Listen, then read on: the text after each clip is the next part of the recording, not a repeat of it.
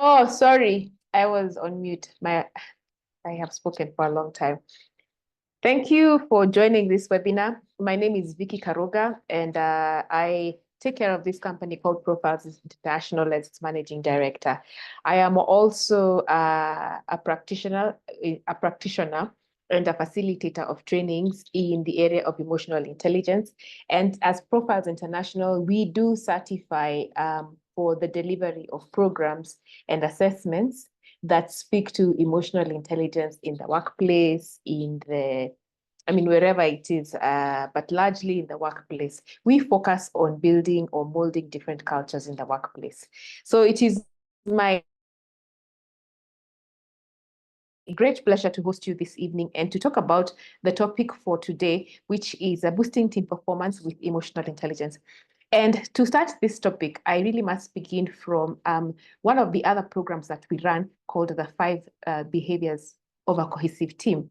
If you can give me a moment, I am just looking at where that particular presentation might be. But how many of you have come across Patrick Lencioni's 5 Behaviors of a Cohesive Team? Maybe you've listened to us present it before. You can show me by thumbs up or finger. Sorry, one of the emojis that we have. If you've come across the 5 behaviors of a cohesive team. Well, how many? I don't know. I can't see. Okay. So if you haven't, we're going to be basing our discussion around the 5 behaviors of a cohesive team. And the 5 behaviors of a cohesive team is actually a model. And I'm going to introduce you to the model that was coined by Patrick Lencioni. And I'm also going to speak about the Genos emotional intelligence competencies and how those tie in together with the 5 behaviors of a cohesive team. Before we begin, the key assumptions that we have here, and they're actually not assumptions, they are things that we have seen work. Building cohesive teams, you have to master the 5 behaviors of a cohesive team. And building trust is the first foundation. So as a team, before you even start boosting productivity, the first thing you really want to be doing is finding out how do you build trust in the team, because trust in the team means that you are able to have authentic conversations that actually drive productivity. The other thing is, do you know your team members well? At Profiles, we advocate that as far as possible, have your members take an assessment, like the DISC assessments, knowing the styles of others, how they bring themselves to certain conversations will greatly assist you in building the building blocks of a productive team and boosting its productivity significantly. So even as we speak about boosting team performance with emotional intelligence, great teams and teams that perform at optimal or even more than optimal performance is because that they have first tried to sort out the issues that are to do with collaboration, with connection, the human conflict, where the human conflict or the social conflict, they've tried to reduce that as much as possible and move towards having intellectual conflict, the conflict of ideas. The process is not difficult, but it does take effort. It needs that a larger percentage of your team needs to want to be better. They need to want to master the 5 habits of a cohesive team. So in a cohesive team, what do we say it is? It's a team that portrays trust, conflict, commitment, accountability, and also results. So it is a team that, when I talk about results, I'm talking about it focuses on collective results and not individual results. So it focuses on results that if we are a department, we're focusing on delivering the goal or the strategic goal that is there for the department, and not me pushing my own agenda, the other person pushing their own agenda, because that way also, those are also results that you can also pay attention to. When you're in what we call a cohesive team, decisions are made better and they're faster. When you're in a cohesive team, you have what we call the ultimate advantage. because we said that you can have the best location, you can have lots of resources in terms of financial resources, you can have a great strategy, you can come together with a great strategy and vision, you can have a great product, and you can also have people, experts who come on board. But if you don't have people working together as a team, that's the ultimate competitive advantage. People who have the ability to see each other as part of a bigger picture, that's actually the biggest competitive advantage that organizations will have. And I've seen it quite recently with a local bank. And if you go to when you enter their premises and you look at their ethos, they want this to be a great place to work. They want this to be a place that everyone enjoys working. That's the thing that they speak about. They don't talk about the profits. In fact, they've never talked about the profits. And quite recently, I saw them being awarded as the fastest growing bank in this country. And I mean, that gives testament to the old saying that take care of your people and they will take care of your business. So good teams are a lot more fun to be on. And they're a lot better at managing the tasks at hand. They're a lot better at achieving milestones. They see the urgency of doing the work that is required in the team. So the five elements of a cohesive team are actually this that I have with you on my screen. The first is trust. Trust, and I'll explain a little bit more in the slides that are coming, is the foundation of any team. Complete and utter trust. The ability to see the other person as having your best interest at heart and having the interests of the team at heart. The second is conflict. A team that does not conflict, that does not quote unquote fight, then does not really listen to the ideas of everyone. I think they say that if everyone agrees with everyone, if everyone agrees with you, it means that then what's the point of all the other opinions? Yeah. What's the point of all the other opinions? So you might as well have a one-man show. So conflict is essential because it surfaces all the ideas to the top. It makes people speak out and it allows you to interrogate and see, oh, okay, so it can also be done this way. But if you don't have that in a team, then only one person is speaking. Only one person is going, ideas are being implemented. And who said they're the best ideas? So a good team knows that conflict is great for them because it allows them to brainstorm around an idea to make space for an even better idea. So we want to see a lot of healthy conflict in a team, and that is what we call growing a cohesive team. Not always comfortable, and that is why in this model, it is called conflict, and it is not called discussions. The next one is commitment. Commitment is that people have clarity and they have buy-in, and they're committed to doing what the team said they would do. Then we have accountability, and then we have results. So we're going to go through this step by step in this particular session. Now, what does this have to do with emotional intelligence? Now, in this webinar, I will try and show you what emotional intelligence habits can be used to grow the 5 behaviors of a cohesive team. So we talk about emotional intelligence at Genos being the ability to perceive, that is to be aware of emotions, to understand, to express, to reason with, and to manage emotions within ourselves and also with others. When applied at work, emotional intelligence is about how intelligently we use our emotions to achieve desired results. So this being said, how comfortable are we as a team to be able to state how we're feeling, the emotions that we're having or processing at a particular time? We ask ourselves questions like, how did you show up today as a team?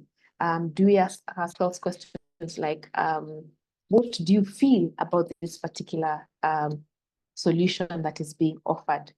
Are we able to read the room in our team? Are we able to see when people need support and they need our help? So emotional intelligence as a skill allows you to go into these 6 competencies that Genos had as the 6 competencies of emotional intelligence. It allows you to grow in self-awareness. It demands that you grow in self-awareness, because to grow the skill of emotional intelligence, you have to grow it with self-awareness. So you keep growing in self-awareness, and then you're growing in the awareness of others. You're understanding more and more the cues that other people give you.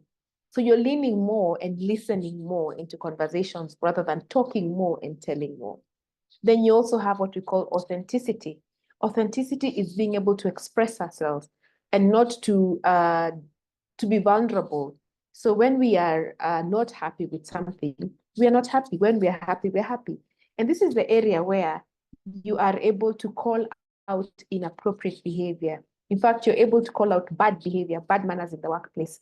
And if you can do that, then you're holding people accountable and they actually rise up to the occasion better than if you let them go. You know, the culture of everyone saying, yeah, you did well, even if you didn't really do well.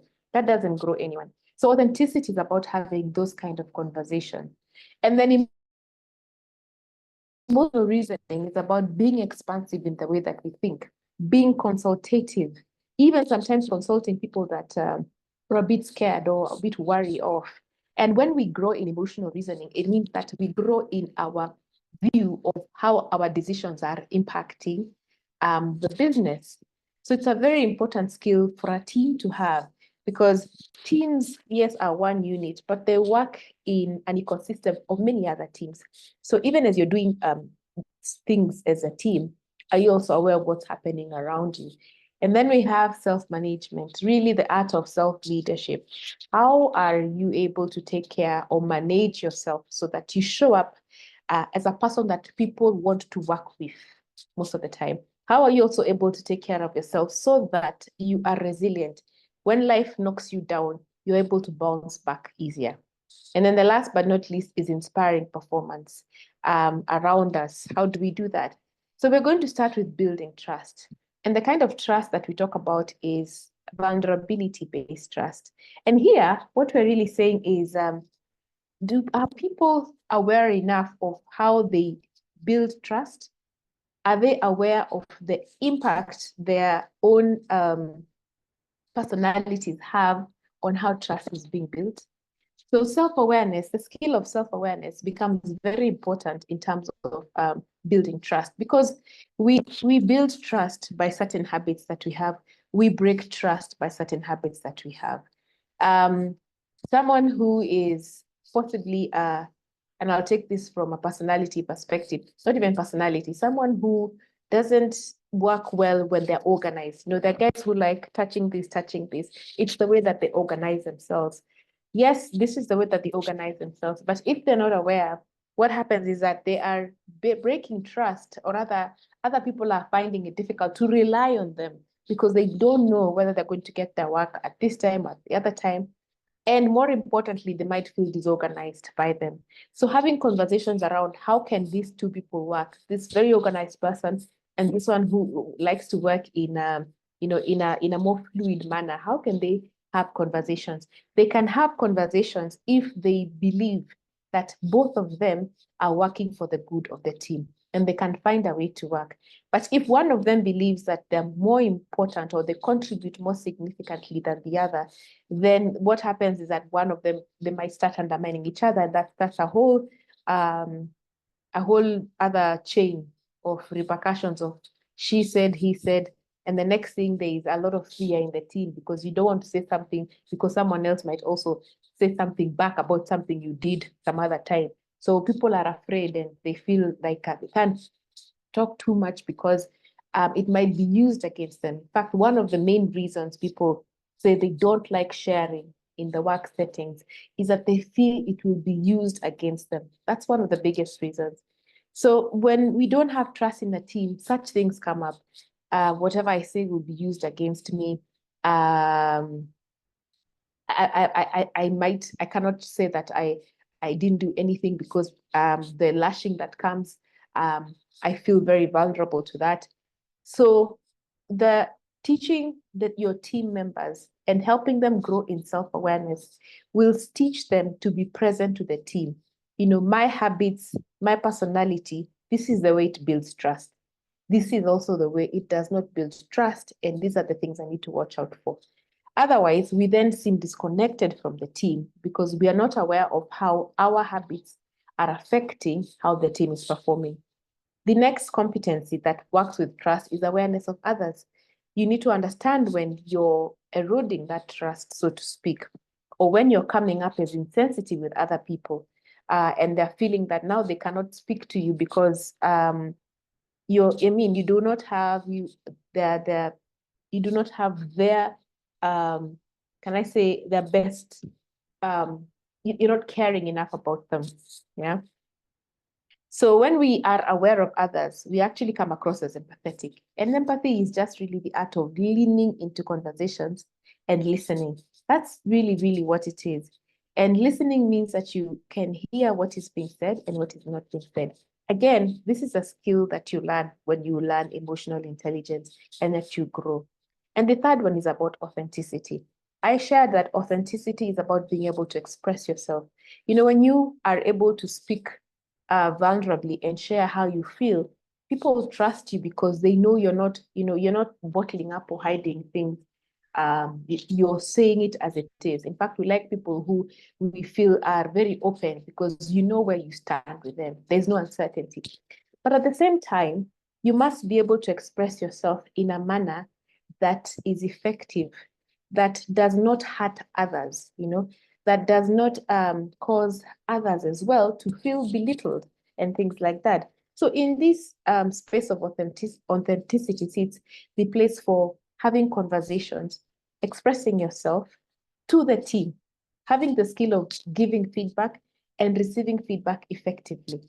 And when you allow others to also express themselves, then you're seen as a genuine team member. You're not always the one speaking and expressing yourself. You're also allowing others to express themselves.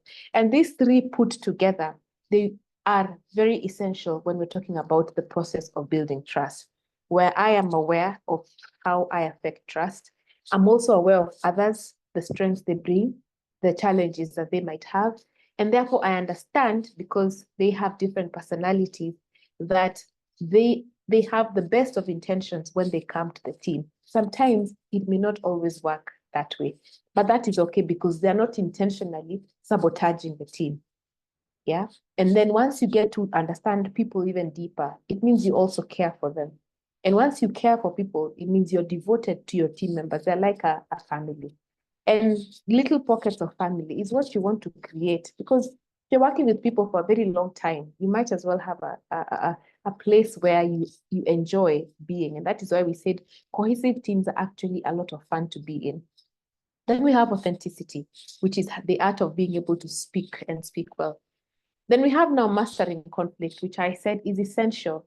People must share ideas. They must conflict around issues. They must conflict around ideation and brainstorming. And this is what allows for teams to gather even better ideas and make a good idea a better idea. And the competencies that speak to this in terms of emotional intelligence are the first three, because you have to be aware of your conflict style. Some of us are very conflict averse. We don't like conflict.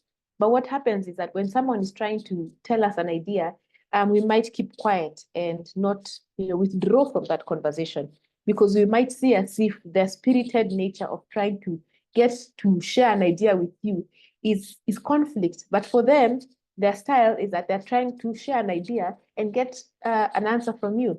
So because the nature of you is that you're conflict averse, you might not provide the necessary information required because you've read it as conflict. But when people start to understand their styles, then they begin to understand, for this person, if I am too aggressive, they will shut down. And this person will understand, when this person is aggressive, they're not attacking me, if they're expressing themselves. So they will find a meet somewhere halfway and actually allow for conflict to thrive in a team. Awareness of others. I've just given that example of understanding this person's conflict styles. When they become too much, you can tell them, listen, now where you're going to, you're becoming very aggressive and I'm going to shut down and I'm not going to be able to share. So understanding others becomes important. Authenticity, being able to express yourself in a situation of conflict where you're sharing ideas. Of course, sometimes some things might be said in the heat of the moment that might be a border on being, hurtful. When someone says, that's not even a nice idea, how can you think of that? They might say it in jest. To the person that is being said to, it might not be in jest. They might feel like that is a personal attack. But if someone else doesn't give back that information and say, listen, there I felt attacked, and you don't develop that ability in a team to call out certain things authentically, bad behavior, to call out something like that and say, hey, you've attacked that person, and the result might be they might never share again. Because as a team, you're starting to understand that you need to put in the work that is required to build genuineness. So again, there's the space of authenticity. And last but not least, how do you self-manage? How do you self-manage yourself in difficult conversation?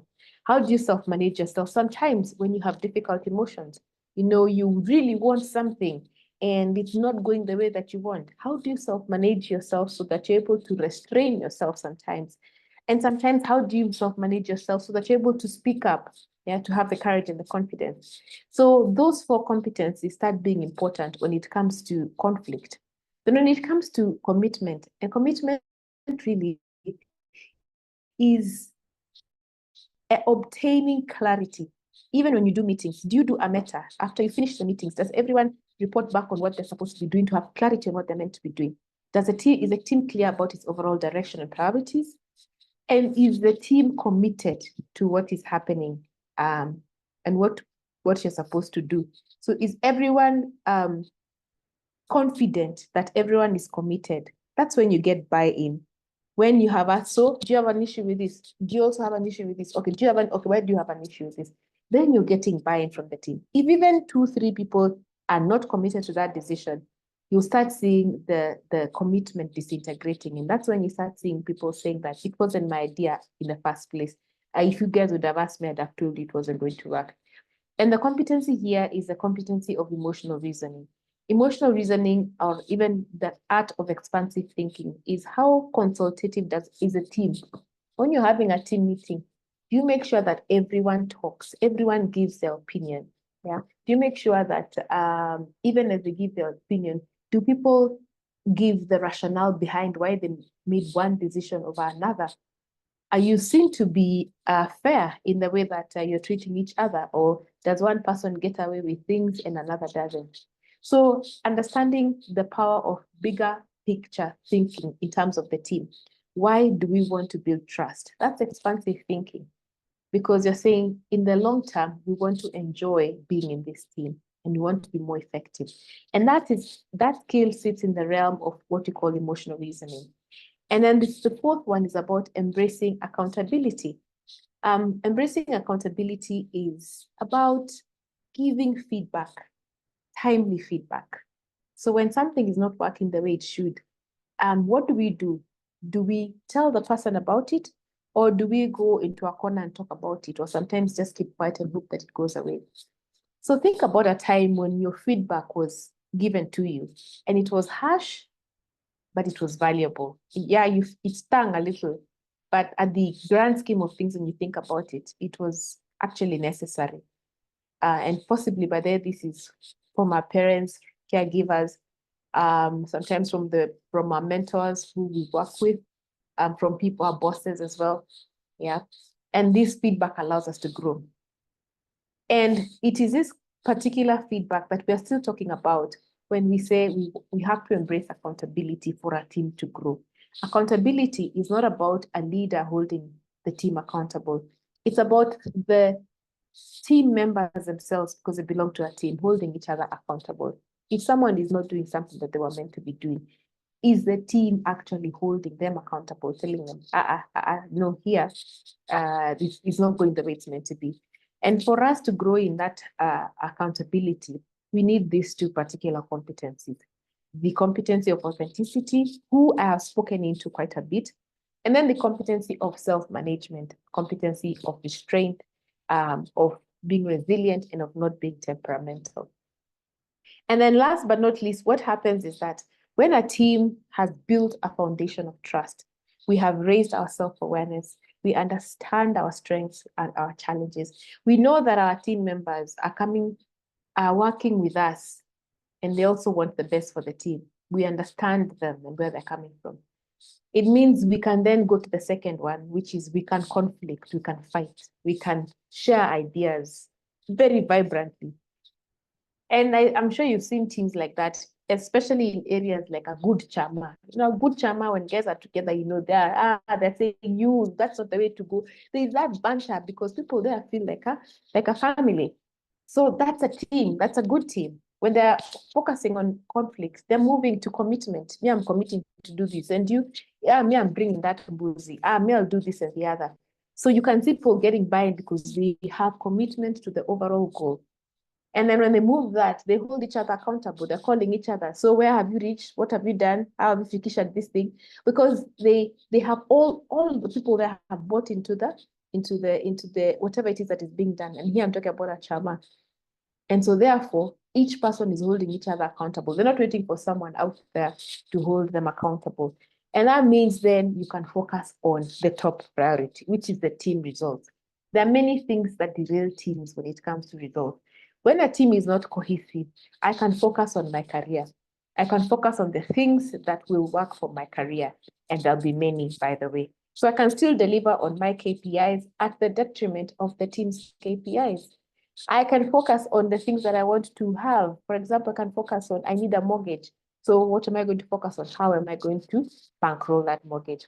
There are other things I can focus on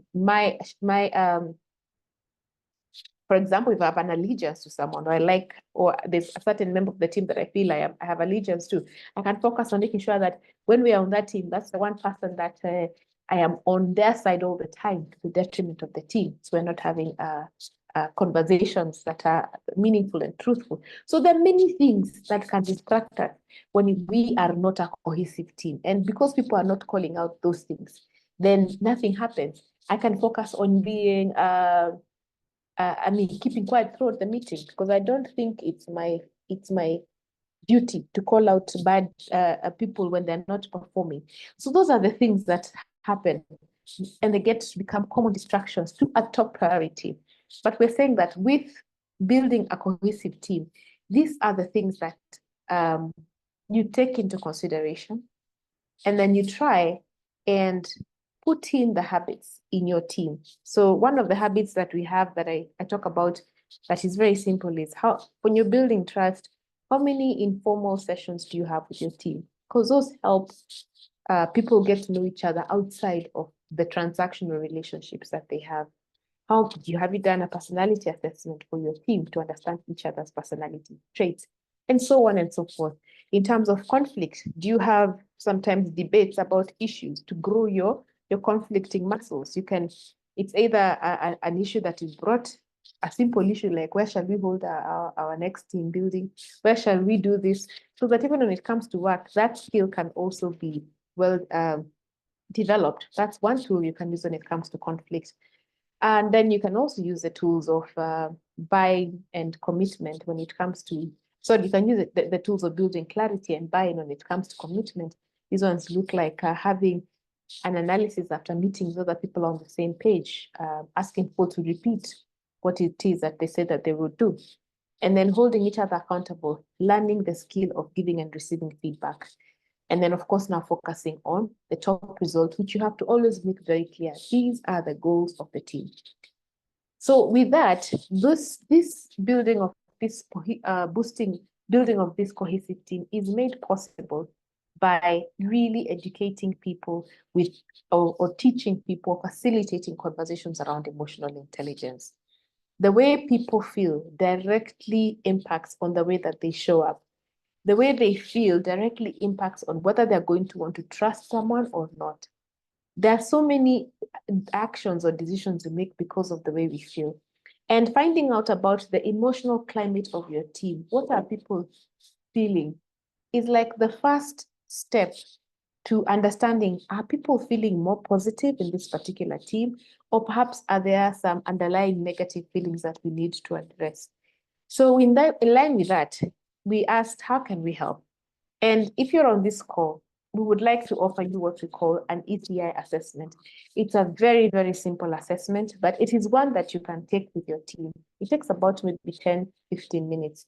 And it's just a simple link that can be sent to you. And with that, you can find out what are the emotions that have your team is having. What are some of the comments they can say about your team? That will give you a simple indication of where your team is at the moment. And with that information, you can begin to make better decisions when it comes to how are you going to boost the productivity of your team, but even more importantly, how are you going to build cohesiveness in your team? So I don't know how many people are on this call, but this is our offer for you today. And I do believe it was in the offer for the session that was being advertised. So if this is something that interests you, you can just put your email on the chat and we shall be getting back to you and sending you the link. I think, Rose, you can share the link on the chat so that anyone who wants to take the assessment for their team can do that. And all you have to do is let us know that you're taking the assessment. And on our back end, we can then be able to segregate the information so that we can put the teams in one place and give you a result. The result looks much like this. It just checks to see what are the positive emotions that your team is feeling, and perhaps what are some of the negative emotions that they might be feeling. Now, what are the things that you need to pay attention to when it comes to your team? It's a very simple exercise. The results are anonymous, and yes, they're anonymous. And once everyone has completed, the report is almost instantaneous. What we're also offering is after you do the assessment and it's done, you can have a 2-hour free consultation with one of our experts, and they can take you through the ECI. And from there, you can then be able to make better decisions of what do you want to do with your team. At Profiles, of course, we believe in making decisions about people from a data perspective. And I really do implore you to just take up on this great opportunity to do the ECI. The next thing that you can also do is you can also train for the programs that we deliver on for general emotional intelligence. If you're here as a manager, if you're here as someone who works in human resource, we do have the general certification that we deliver, and we've delivered this for people managers in organizations to help them have tools and programs that they can deliver to their organization and their teams to be able to upskill them in the area of emotional intelligence. So we're having our last certification this particular September. It will be on the 11th and the 13th of September at Radisson Blu, which is just here at Arboretum. For those of you who might be in Tanzania, we have it on the 7th to the 9th of October at ELA Academy. So if this is something that would interest you, enrollment is ongoing now. We have only 10 slots open, and we would wish to welcome you to come and take up that particular certification. So with that, I end my short presentation, and I hope that at least with the little that I've shared on teams, then you're able to think through about the 5 principles that speak to great teams. I'm trying to find it. These are the trust, conflict, commitment, accountability, and results. How you can do just a simple check and see on a scale of 1 to 5, where would you rate your team in terms of trust? Where would you rate your team in terms of conflict? And remember, I said conflict is conflict. So if your team does not conflict at all, in meetings, you're all nice to each other, then that is a 1. That is not conflict. So just in the spirit of being honest to yourself, see where you are in terms of team. If you have vibrant discussions, sometimes bordering on, a lot of passion, then you're a 5 in conflict. How committed do you find people are to decisions? Again, scale 1 to 5. Does everyone commit, or later on do you see people lagging behind saying, yeah, you guys continue. After all, you're the ones who make decisions. The rest of us don't make decisions. So that's another thing. Then accountability. How do you hold people accountable? How do you hold each other accountable? Do you see your team holding each other accountable, calling each other out when something is not right? Give yourself a rating between 1 and 5. And then how much do people focus on the team results? Or are they more focused on the individual result? So with that, I would like to end this session and to ask that if you have any questions, I don't know if there were any questions on the group. I can take them now. Thank you very much for listening to me. And I can have your questions at this moment. Over to you.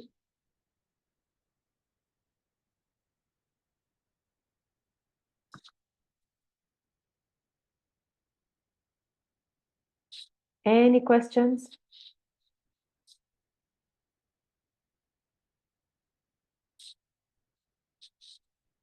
Yes, Zuhura? Oh, Zuhura, how are you? I'm very fine, Vicky. Thank you very much for a very good presentation. I managed to follow from the beginning. One critical question that I'm having is if I want my team to have a culture change, can the model that you have presented assist me in terms of shifting the culture which is existing where trust is very low, but also people tiptoe around like they're working on eggshells, and seldom emails are answered on time, and you wonder why somebody has ignored you or has assigned a subordinate without telling you, and goes on, and it is like it's okay for such behaviors. How can the 5 behaviors that you have presented to us help us? Okay. Okay, thank you. Thank you. So the 5 behaviors are very, what do I want to say? They're very simple behaviors, but when I started the presentation, I talked about them being simple but require effort. Those are the words I used. But this process is simple, but it requires some effort. And the reason why it requires some effort is because it constitutes creating several habits that you will be disciplined enough to go through. I'll give an example. Whenever we run the 5 behaviors of a cohesive team with any organization, at the end of each, what's it called? Behavior, we pick a habit with the team.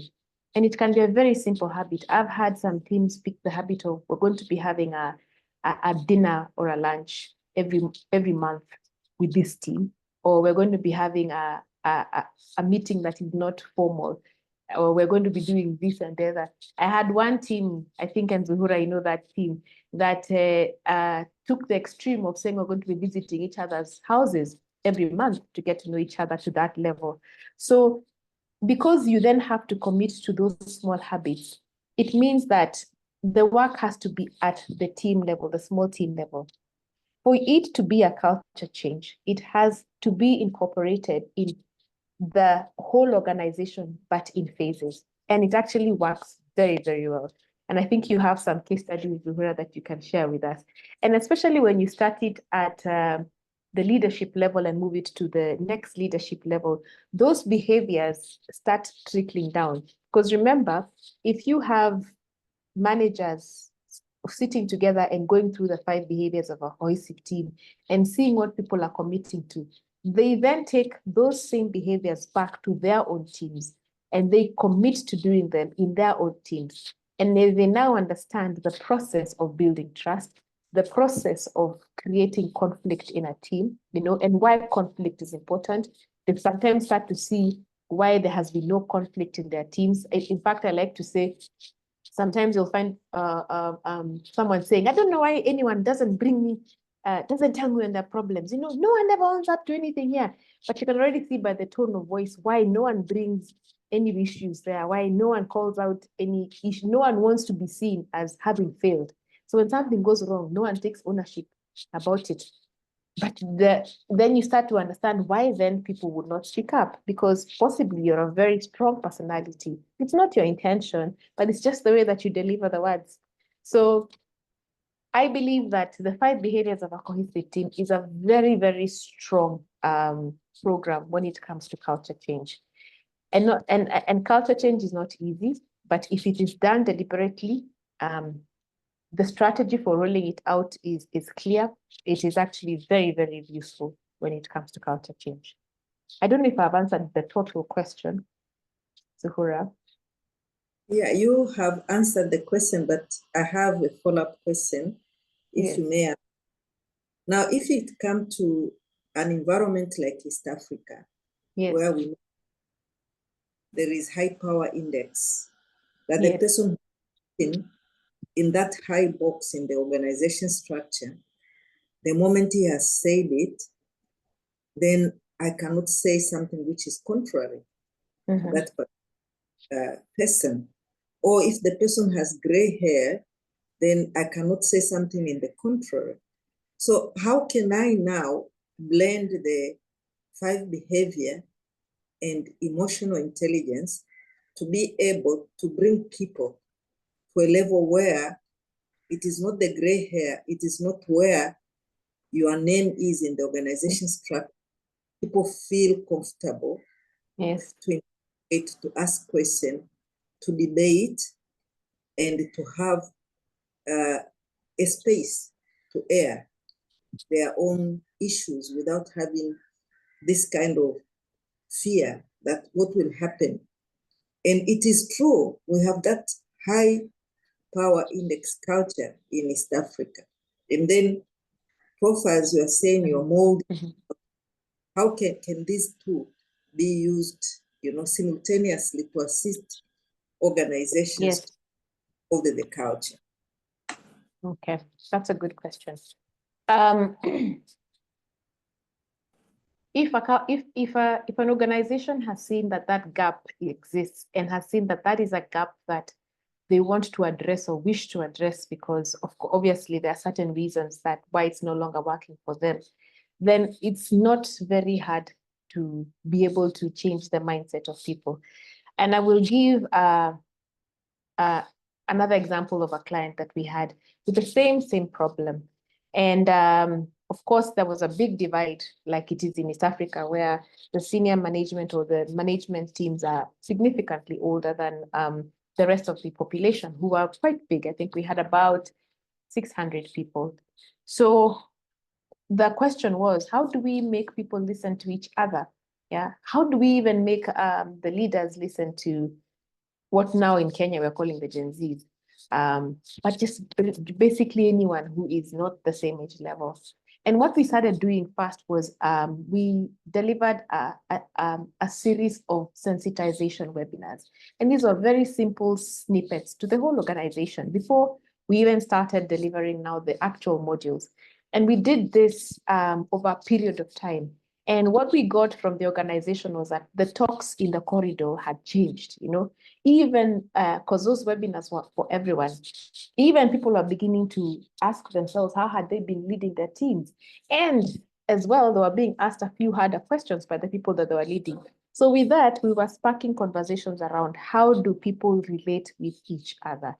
What are the reasons why perhaps there's that divide? And once people become aware, then I do believe that just like we believe in the coaching world, they start giving those answers themselves. The next thing that we did was now deliver actual modules to different strata of staff. So we did one for senior, we did one for the middle level management, and we did again some other sensitization webinars for everyone else.